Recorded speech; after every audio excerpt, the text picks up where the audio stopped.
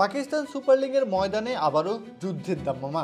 একদিকে খাদের কিনারা থেকে ঘুরে দাঁড়ানো লড়াইয়ে পেশোয়ার জালমি, অন্যদিকে বদলে যাওয়া এক নতুন ইসলামাবাদ ইউনাইটেড।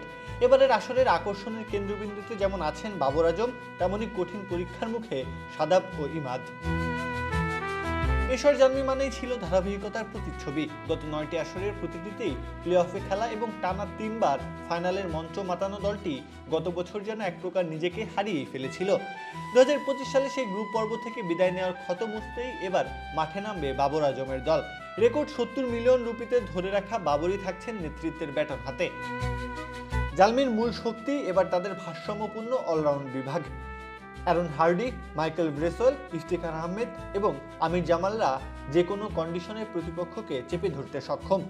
লাহোরের রানের পাহাড়ে যেমন হার্ডি জামালরা কার্যকর, তেমনি করাচির ঘূর্ণি উইকেটে ব্রেসওয়েল ও ইফতেখার আহমেদ হতে পারেন তুরুপের তাস।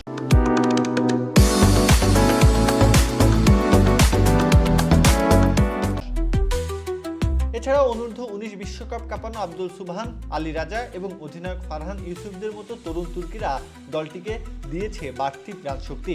তবে দলের অধিনায়ক বাবর আজমের ফর্মই এখন ফ্র্যাঞ্চাইজিটির সবচেয়ে বড় দুশ্চিন্তার কারণ। অন্যদিকে পিএসএল এর ইতিহাসে সফলতম দল ইসলামাবাদ ইউনাইটেড গতবার উড়ন্ত সূচনা করেও পথ হারিয়েছিল। টানা 5 জয়ের পর ছন্দপতন এবং শেষ পর্যন্ত কোয়ালিফায়ারে বিদায়।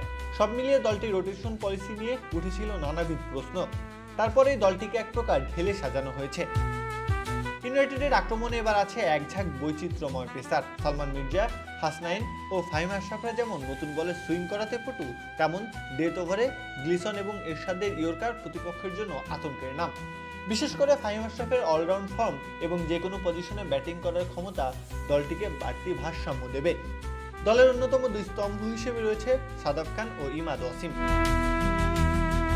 সব মিলিয়ে এবারের পিএসএল কেবল 4 ছক্কার টুর্নামেন্ট নয়, বরং এটি অনেক বড় বড় তারকাদের ক্যারিয়ারের ভাগ্য নির্ধারক হয়ে উঠতে পারে।